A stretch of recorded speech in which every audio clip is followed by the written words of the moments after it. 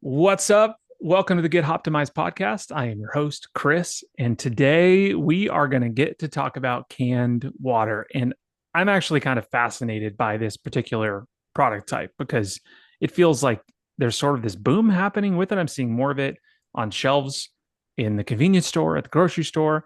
I'm seeing more of it advertised online and in other ad formats. And I have been wanting to get an inside look at this. If you feel the same way as me, well, today you are in luck because we are joined by Jay Williams, who's the founder of Bird Southern Springwater. Jay, welcome to the show, man. Good to have you. Thank you so much. I'm happy to be here. Yeah, dude. Like I said, I'm stoked on this. Fan of the product type, and can't give. I'm excited to get an inside look at it. But before we dive into all that, I want to learn about you, Jay.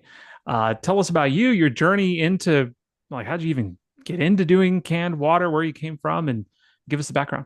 Sure. Yeah, of course. Yeah, so I think I've taken an incredibly non-traditional path into this industry.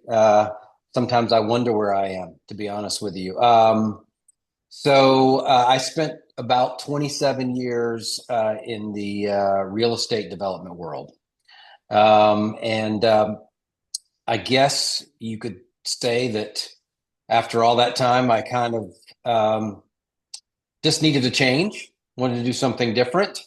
Because I'm an entrepreneur, I was born that way. I can't help it. I decided to do a dramatic pivot into beverage, which is obviously not what most people would have expected. But I kind of like doing the unexpected, and I don't mind the unknown. I when I started the company, I didn't know one person, I didn't know one thing, I didn't know anything about beverage. To be honest with you, I'm probably still faking it to some point because I don't know as much as most people, but I'm certainly enjoying it a lot. Nice. And how long ago was the transition into this out of real estate? About a year, about a year and a half ago. Oh wow, you're still new. Very, very new. We and we'll get into it, but we've had a tremendous amount of success early on, and so it's put me in beverage circles that I probably don't belong in. So it's really interesting. Well, that's good. You hit the vein early on, and a lot of businesses don't do that. So that's good. Maybe it's a bit of timing with this too. Feels like, you had some kind of strategic decision making going on there, saying, "Hey, this is something maybe we could jump on right now," because it seems like the craze is still on the uprise. Give Yep. us a little context on what we're talking about here. So yeah, it's canned water, but tell us about Freebird and where that came from.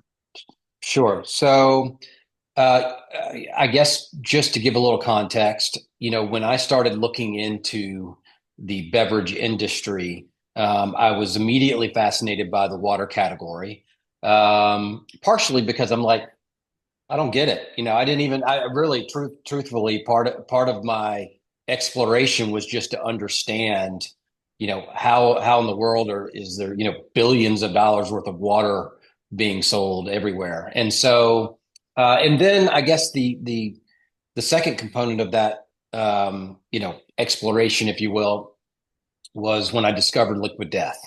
Liquid Death is obviously a competitor of mine, but I have nothing but good things to say about what they've accomplished. And they effectively created a new category of, very brand centric canned water. And so in doing so, they, blazed a trail that I get to, follow behind on. But that was also a lot of the inspiration behind where Freebird came from, because what I saw that Liquid Death was doing, first of all, they were worth $1 billion in like 5 years. So that'll get your attention, right? Um, but also, they created a product that people absolutely loved. And so I tried to get my arms around, what was that all about? And first, it starts with the can. Obviously, everybody's read everything about all the stuff regarding plastics. Hmm. Plastics are, on the way out. And it's also just people don't even want to walk around with a, plastic bottle in their hand anymore. So you have that component, but you also have the fact that cans themselves, in addition to being better for the world, are also cooler. They just are. And for a lot of people out there, the world is experiencing a change where people don't drink as much as they used to. And so, it's important in social settings to fit in. And so if you get to walk around, with this in your hand versus, walking around with the Dasani, you feel like you fit in better. And you also feel as though you're at least doing a little something for the world and as it relates to doing something in plastic. So it's a better alternative. And then of course then you talk about the branding component. And Liquid Death has a very, what I would call specific type of audience. Their target consumer is pretty clear to me. And when I started investigating all of this, what I realized was, well, what about me? I'm not really their target audience. I'm not really a fan of that type of brand. It's not for me. Same with my wife, same with all my friends. I'm like, what about everybody else? Um, and then it just hit me. Honestly, the idea hit me at 4 a.m. It's a true story. I woke up, wrote it all down. I was like, it's all about America. It's Americana. I want to pay tribute to and celebrate, the foundational people that make up this country. And so that's where it all started, and it all came out of this crazy brain of mine, and somehow it's kind of working.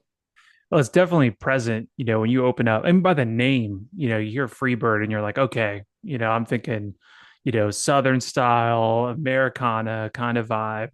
And then you look at the branding on the can, you look at the website, the packaging. It's like, okay, you guys know who you are, you know who your customer is, which is super important for branding. And when we think about water is the brand, so much of what you're selling is the brand. Would you agree with that, that's got to be a humongous component of this? Oh, without a doubt. I feel like that we're selling a feeling. Mm. We're selling what this brand represents to them. And it's water. So water, in its purest form, if you will, is not the easiest thing to sell. Number one, it's a category with a billion different competitors out there. But also it's water, so you've got to find a reason or create a reason for your consumer to want your brand. And so when we did that, we were very intentional about how we branded ourselves. I have a wonderful creative director who um, has produced all the visual assets of the branding. And when we went through the process of creating the brand, once we stumbled upon this, we knew we had something. I remember telling my wife, I'm like, I just know I've got something here. Um, and by the way, I had no business saying that. I wasn't never been in the beverage industry. I don't know what I'm talking about. I just felt as if we had stumbled onto something that would be interesting to folks out there. And what we've seen to date is it really resonates. And I think we're lucky timing wise. There's a little bit of a Americana, renewal in the country. And so that's, I think, helped us a little bit. We're not a political brand at all. If you love America, it doesn't matter what your view is, we support it. We're just trying to celebrate, the people who make this country great. That's fantastic. Did you feel like when you had this idea, you're like, okay, got it, got the brand, I can see it. Did you feel like pressure to get it out and be first, and to make that claim? Because, there's good ideas all over the place, and to really own it, you've got to be the one that executes on it, out in the marketplace. Did you feel that pressure along the process? Yeah. Yeah, it's a great question. I don't know that pressure might be the word, but I think what I felt was an opportunity. I thought what Liquid Death did effectively created a lot of white space that was there to take. And so, going back to my real estate days, it's like, okay, buy up all that real estate, own it before somebody Mhm. else does. So to your point, I don't think it was pressure as much as, okay, I think we've stumbled on something here. There are a lot of brands out there, by the way. I think I've researched all of them that have, tried to do the American thing, and kudos to them. I hope they all do great. But at the end of the day, I think there's different levels, and even though it sounds a little bit corny to say sometimes, I wanted to create a brand with a soul. Anybody can throw up a logo, an American flag and a slogan and think they got something. I wanted our brand to be a little deeper than that, have a little more depth to it, and to feel real. And again, we're a water brand, so that's not necessarily easy to do, but it starts with what you said a minute ago, which is we aren't hard to figure out. Like, who we are immediately. You don't have to like we're not complicated. We're straight at you who we are, what we love, and what we celebrate. And if that's something that appeals to you, then we probably are already a decent match. And if it's not, so be it. But from that perspective, we were really intentional about our branding, and I think that has helped us a lot. Mhm. When it came time to launch the brand and start making sales and pushing this thing out, I'm curious, obviously the message is part of that, branding and message is part of that, but what was like an important factor here for like getting this out in the masses and actually getting traction for the brand? Because I think there's a lot of startup brands out there that are like, man, we just got to get sales and this kind of stuff. And like, what's your opinion on that? What was the It's theme that hard. stood out? Yeah. Yeah, it's hard. The beverage business is not for the faint of heart. You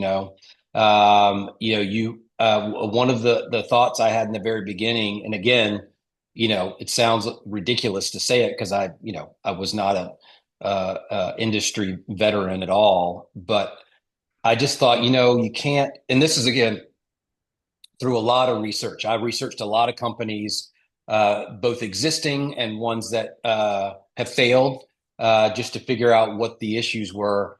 And one thing I recognized was in the beverage industry, if you try to dip your toe and just kind of ease into it, the chances of you making it are really low because I feel like it's like being at a casino and you're playing blackjack, and eventually you're going to run out of money. And what Hmm. are you going to have to show for it, right? And in the beverage industry, if you aren't willing to make a commitment and kind of go all in, then I feel like it's very difficult to compete because there's too many companies out there, well capitalized, know exactly what they're doing and very good at it. So that was one decision that I made that I think, paid off. And I think another one would be that when we got a deal with United Distributors out of Atlanta, very, very well respected distribution group out of nearby where I am. That was a big component for us because they could have told us no, and I'm not sure at that point in time what I would have done. Obviously, there's other distributors, and we did have interest from some others, and so we had something, but that that was a great you know stake in the ground we got to place because it also gave us credibility with others. So on that initial road, getting that distribution deal was absolutely critical, and I think helped pave the way for other things to come our way. Otherwise, I think it would have been difficult for us to have, been on the trajectory that we're on now. Yeah, you made the blackjack reference, and yeah, the way I look at that, I'm in Vegas, as a kid that's Oh, grown right. up here, and Yeah. I'm like, to really hit, you got to put yourself in position to get lucky. You got to put the money on the bonus bets. You got to have a good amount in the pot, and like, yeah, sometimes you're going to lose, but if you're really going to come up on it and get a return back so you can walk away from the table and have something to show for it. You can't trickle it in. You got to have something on the table to make it work. And it's a good analogy for what happened with the distributor is, you put yourself in that position and you got lucky, but like it's because you put yourself in that position in the first place. Um, Yeah, yeah. It's funny. Yeah, when I look back, I've had some, kind of seminal moments throughout this last year. And this year has felt like 5 years, to be honest with you, but in a good way, not in a bad way, in a good way. But like sitting in the office of the most well-respected distribution partner in Georgia, I'm kind of like, why? How in the world am I here? What am I? How is it possible that I'm here?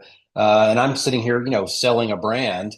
And then when it works, it's so gratifying because it's like, wow, when I woke up that morning at 4 in the morning, and then when we created the brand, and then I'm having a discussion with my wife saying, I think I've got something, and all these conversations with people, conversations are meaningless unless there's action that follows. And so to be able to follow that up with some really cool stuff, starting with United was, I don't know, it was amazing.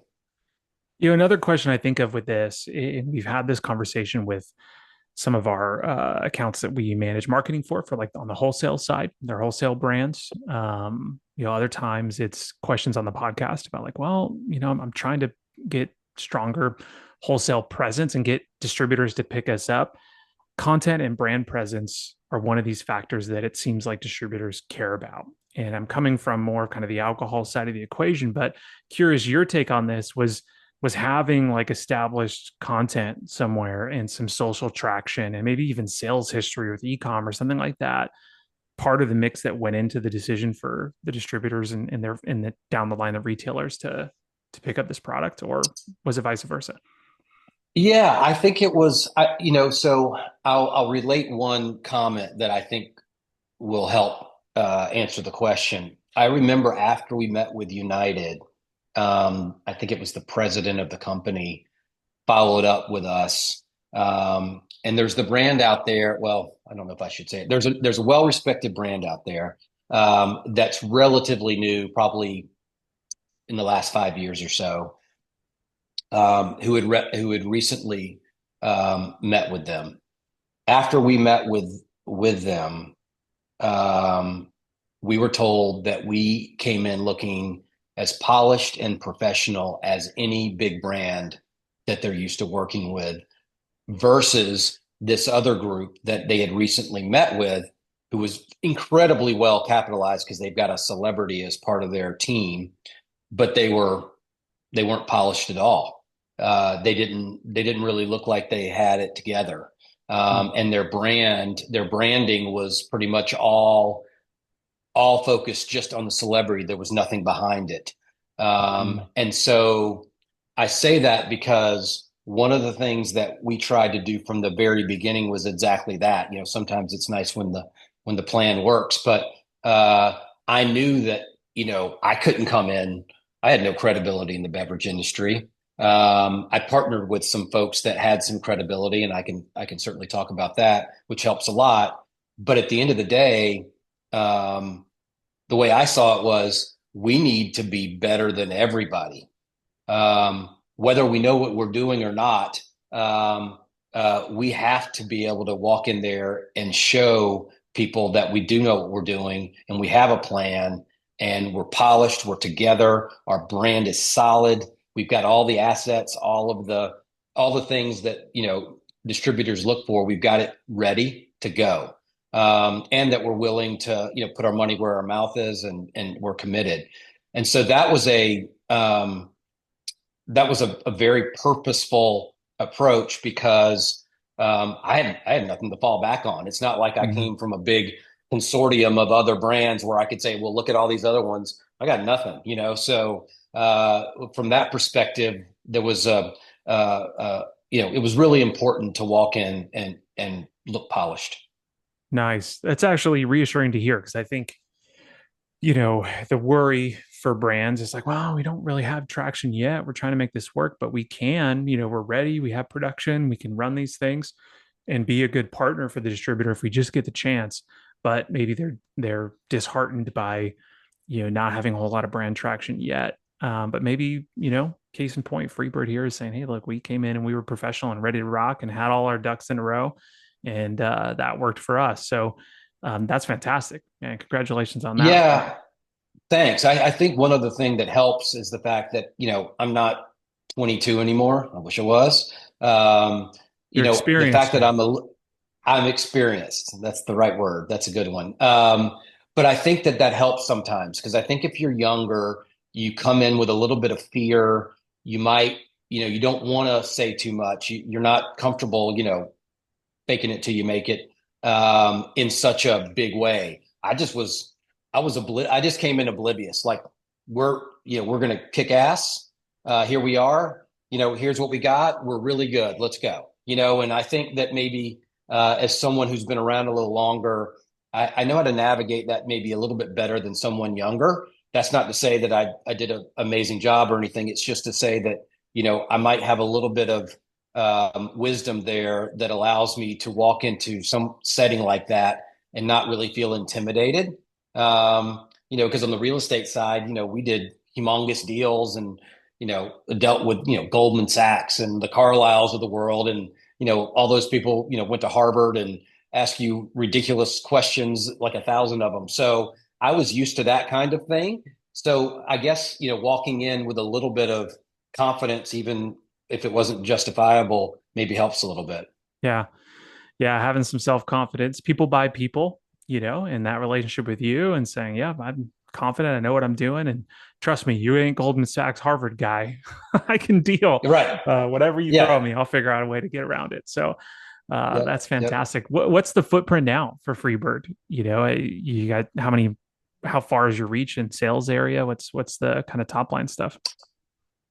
It's truly incredible what's happened. So if you go back to last March, um, we had we unveiled our site on Shopify. About 6 weeks later, we were on Amazon. Then in May, we started. That was after we had just met with United, and we started getting into stores. So if you now fast forward 8 months, we are in about 2,000 stores. We probably by say 6 months from now, we'll probably about double that. We got Walmart.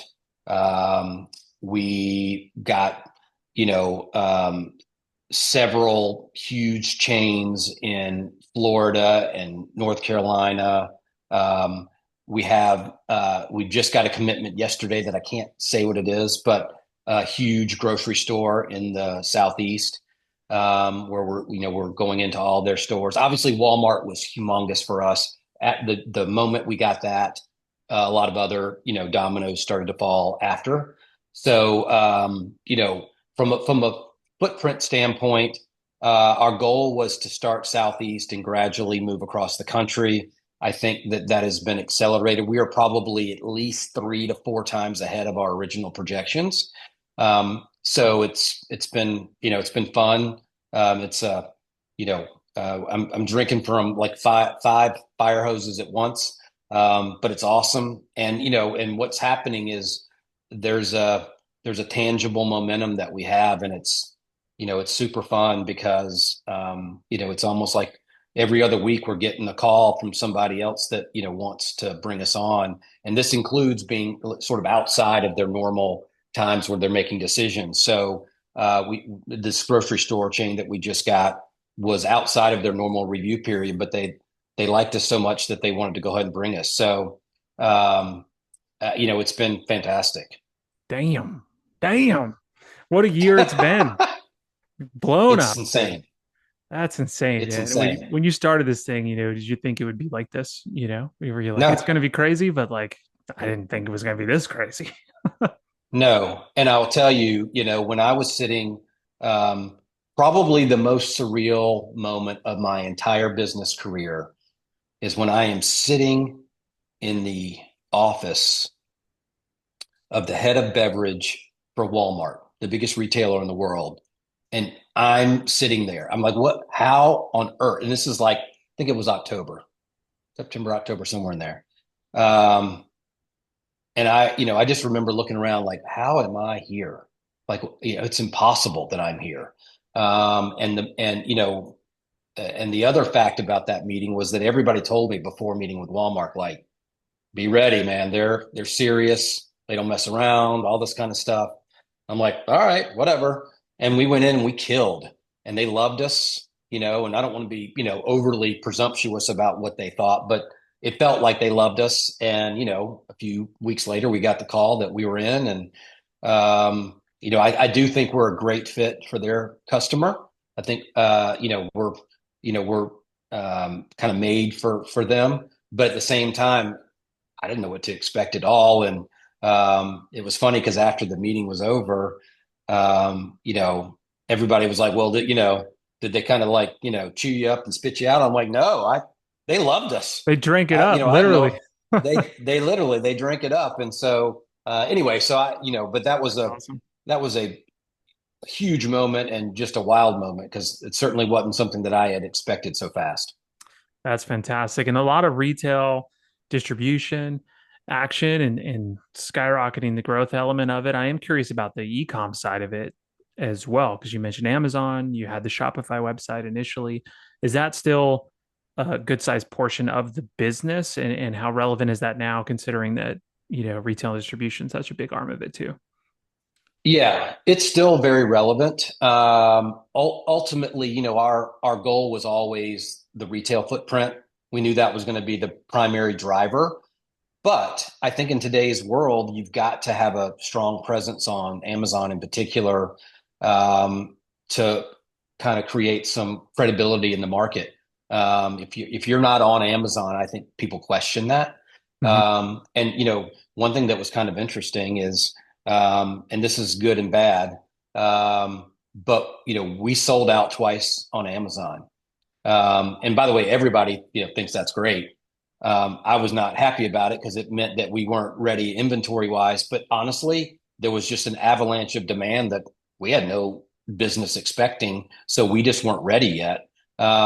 So we've gotten our inventory situation figured out, but when that happened, it was like, wow, this is kind of working.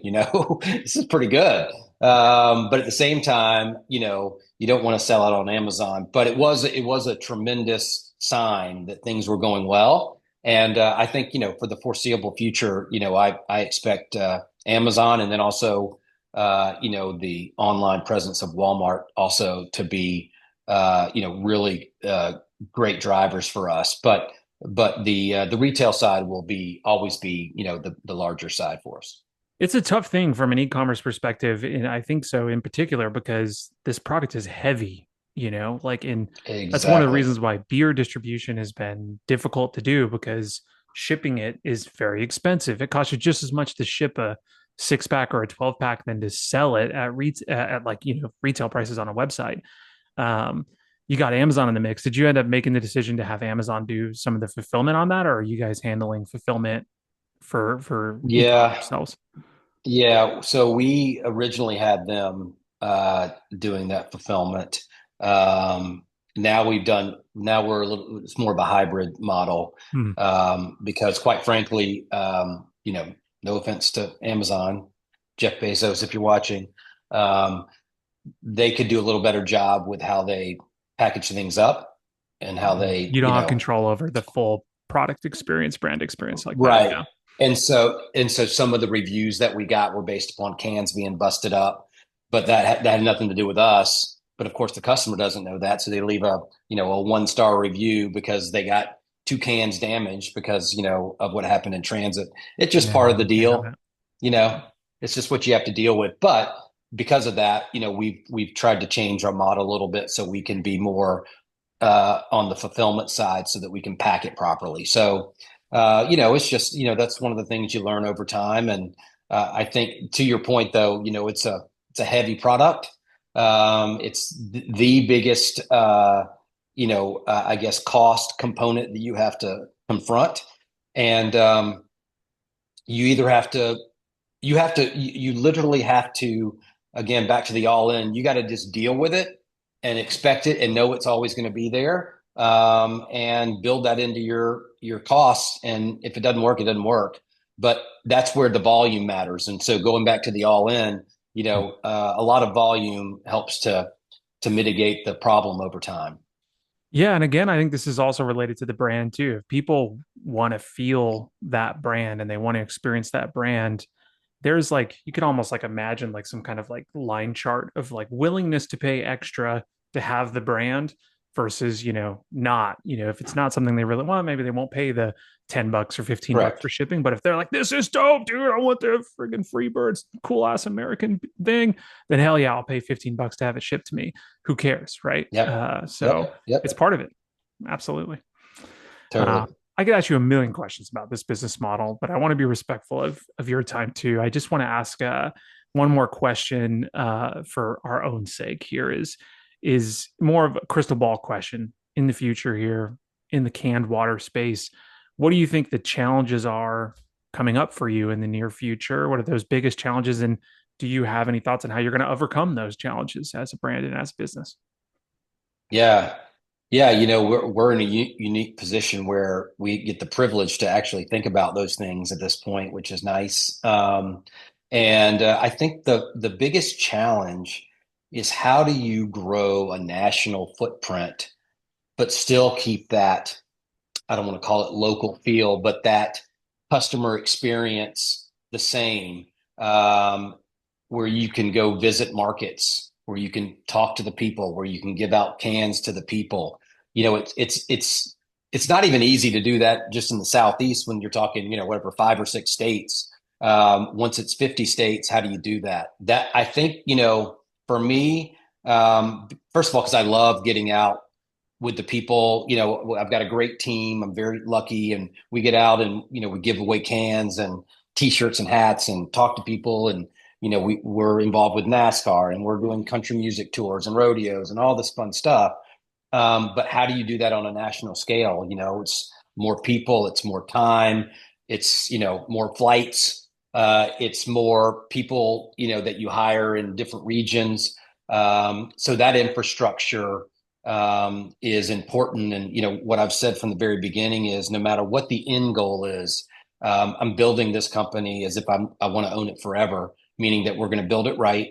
We're going to do things the right way. We're going to treat people well. The culture matters, but also how we interact with our target audience. On a national scale, I think that's a challenge that we'll have to work really hard to figure out. Just because I don't want to lose that feel, because right now, it's a little bit of David and Goliath in a way, because there's all the Coca-Colas of the world, and a lot of great companies out there. And so we're small, and I love that feeling. There's a great, I guess, enthusiasm about what we're doing. I don't want that to get lost, and all of a sudden we become corporate. I'm not going to be around if it becomes corporate, because that's not the way that I operate. I want it to feel the same way, but I think that is the challenge once you get Mm-hmm. bigger. So we've got some work to do there. No, I'm pumped to hear you talk about that because there are brands that get that big, and you're like, oh man, you're in Walmart now, you're a big corporate thing, you're not that cool vibe, and why I bought in initially. So trying to keep that energy connected to the brand is a really tough thread, needle to thread. And more Yeah. power to you figuring it out. I think if you're true to your values and you hold true to that and you keep trying to lead the company that way, then you're on the right path for it or with it for Yeah. sure. Yeah. And I think ultimately, a lot of it has to do with, hiring the right Mm-hmm. people. And, so far I've been really, really lucky with that. My team is fantastic. They make me look, I just talk a lot. They do a lot of the day-to-day hard work that make our company, perform well. So I Mm-hmm. think if I can continue to find good people along the way, that'll be a big plus. Yeah, and the right partnerships too, right? Like we had Al Schuster Yeah. on the podcast who runs a company that does like they do staffing for like tastings and things like that. And one of the questions I asked for him was like, how do you make sure that the brand is communicated right. Because if you're a brand owner, like you don't want to have this, you don't have the wrong person pouring your product somewhere. And Yep. they go through these processes of training them, going through brand practices and this kind of, so before they even bring someone out into the field, they're very conscious of that brand. And um, it makes me think that having the right partners in place matters, and making those decisions matters. Because, dude, what you don't want is someone having the wrong experience, and then you got negative stuff going around, and now a whole market's gone out and trickle out, and don't want that. So partnerships matter. You say so too. And I'm excited to see how things go for you here in the future. I got to get my hands on some of this stuff. Speaking of that, if someone's interested in Freebird and they want to learn more about your company, they maybe want to buy some product and get a sample of it for themselves. How do they do that? Tell us. Sure. Yeah. So first and foremost, they can go to drinkfreebird.com. That's also the address for all of our socials. So that's number one. Of course, they can go to Amazon, look for us there. And then, if you're in the Southeast, start looking for us from Florida, Georgia, Alabama, North Carolina, South Carolina.